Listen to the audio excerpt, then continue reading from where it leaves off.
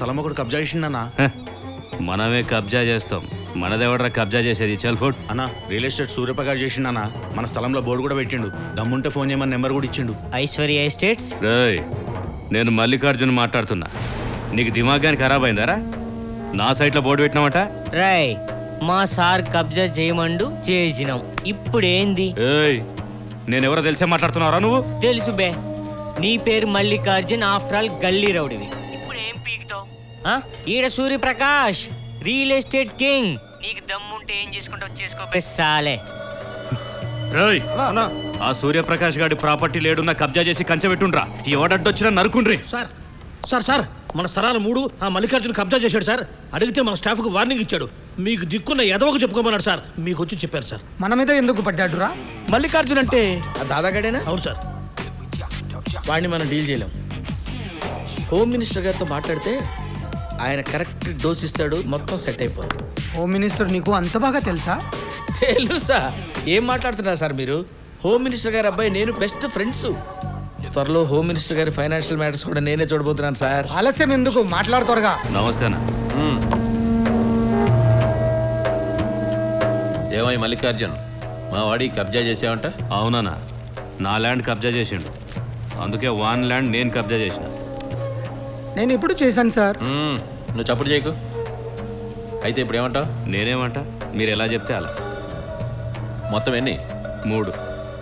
సరే, నేను పద్ధతిగా న్యాయంగా ఒక మాట చెప్తా. అన్నాక దాని మీద ఆర్గ్యుమెంట్ ఉండకూడదు. మరి పెద్దవాళ్ళు మీరు ఎలా చెప్పినా వింటాం.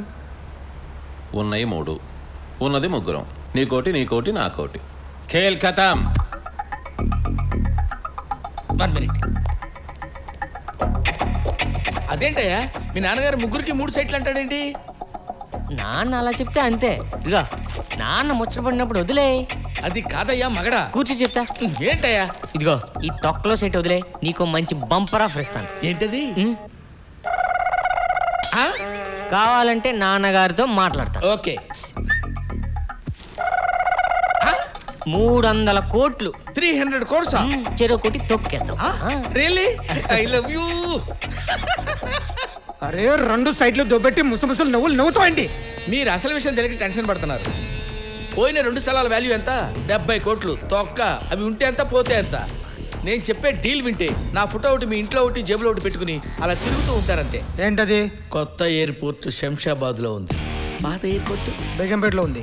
బేగంపేట ఎయిర్పోర్ట్ మీ పేరు మీద రాస్తే మీకేమన్నా అభ్యంతరమా? పాత ఎయిర్పోర్ట్ ఇచ్చేస్తారా? అవును సార్, గవర్నమెంట్ ఆ డెసిషన్ 2 రోజుల క్రితమే తీసుకుంది. అది ఇంకా ఎవరికి తెలియదు. మనకిస్తున్నట్టు కూడా ఇంకా ఎవరికి తెలియదు.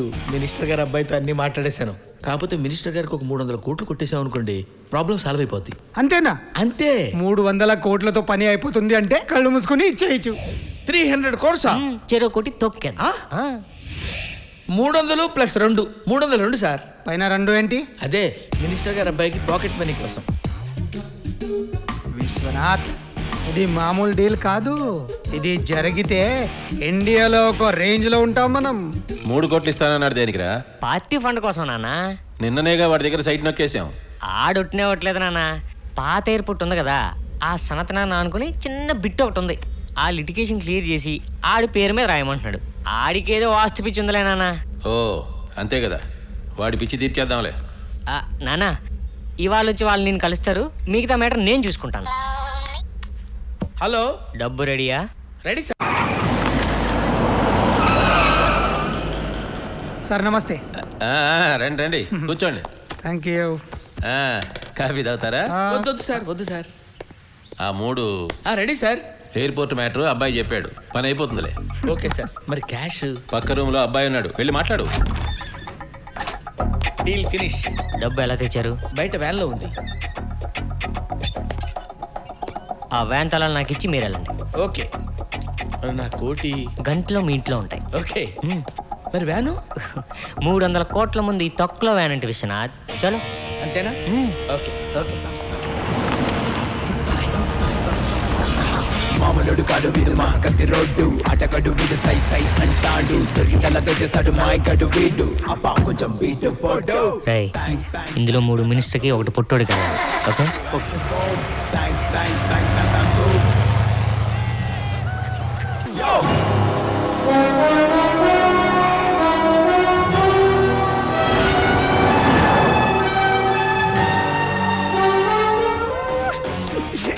చేయాలి విశ్వనాథ్ ఇక్కడ ఏం చేయాలి చెప్పు. ఏ మల్టీప్లెక్స్ లో కడదామా, అమ్యూజ్మెంట్ పార్క్ లో పెడదామా, ఏమన్నా ఫిల్మ్ సిటీ కడదామా చెప్పు విశ్వనాథ్ చెప్పు. సార్ సార్ ఆ, ఒక హైదరాబాద్, మ్, ఒక సికింద్రాబాద్, ఒక సైబరాబాద్, దాని అమ్మనాబాద్ ఒకటి కట్టాలి సార్. ఇంకా ఏంటి ఇంకా ఏంటి? I want some inputs I want. చెప్పు ఇంకా ఏంటి? Will do one thing. ఆహా, ఒక లాస్ వెగాస్ కట్టేద్దాం సార్. అంటే లాస్ వెగాస్ అంటే తెలీదా sir? There are 2 highest casinos in the world. One is at Las Vegas, రెండోది మక్కావ్, మూడోది హైదరాబాద్ బేగంపేటలో బ్రహ్మాండమైన క్యాసినో కడదాం సార్. దాని పేరు Suryaprakash casino. Super, fantastic fantastic. కాకపోతే ఒక విషయం సార్, ఈ లోపు నేను స్టేట్స్ వెళ్ళి లాస్ వెగాస్ లో క్యాసినోస్ ఎలా నడుస్తాయి, ఇన్పుట్స్ అవుట్పుట్స్ ఏంటి ఇన్ఫర్మేషన్ కనుక్కుని ఇప్పుడు వెళ్తున్నాం, వెళ్ళు వెళ్ళు వెళ్ళు. వెళ్తాను సార్. సూపర్.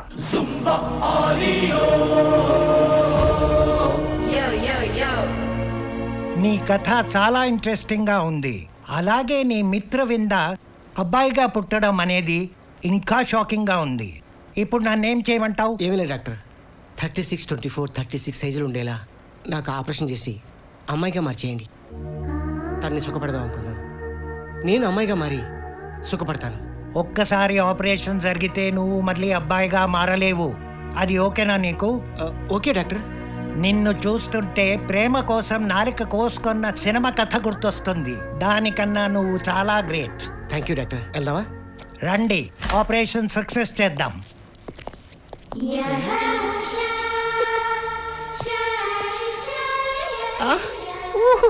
అయిపోయింది, ఏం పర్లేదు.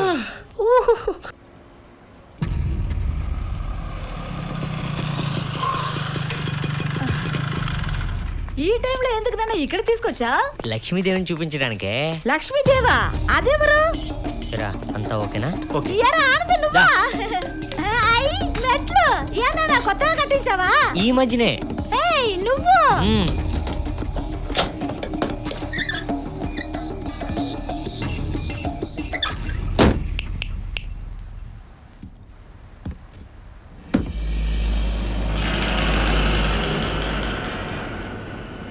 ఇదేంటి నాన్న ఇన్ని పెట్లున్నాయి?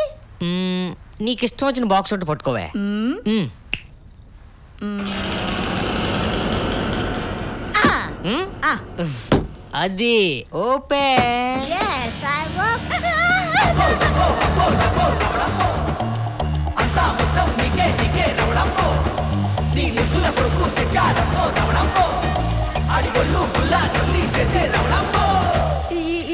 ఇది నిజంగా డబ్బు కదా? అవునే.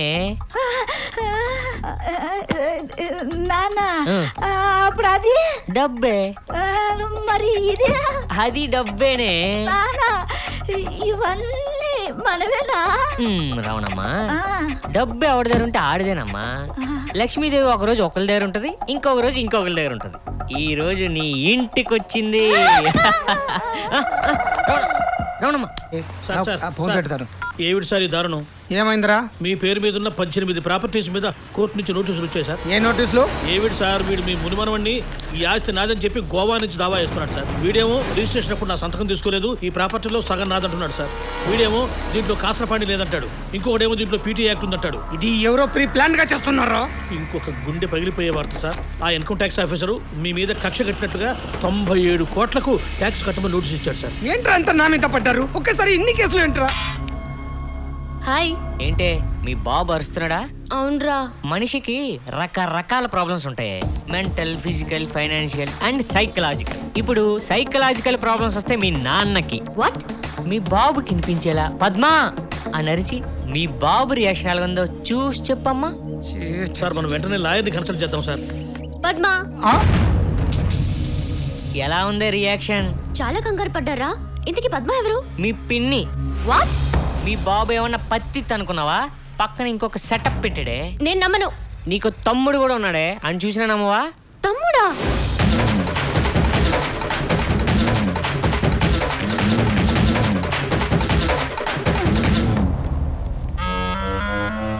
చూస్తే చాలా టెర్రర్ గా ఉన్నారు. ఎవరు మీరు? ఇప్పటికైనా అర్థమైందా మీ నాన్న మీకు ఎంత అన్యాయం చేశాడో? మీ అమ్మ ఫస్ట్ ఫ్యామిలీరా. మరి ఆ ఉమాదేవి సెకండ్ సెటప్ సెట్టప్ప దాని మోజులో పడి ఆస్తంతా దానికి రాశాడు మొత్తం పోయిందా ఆ.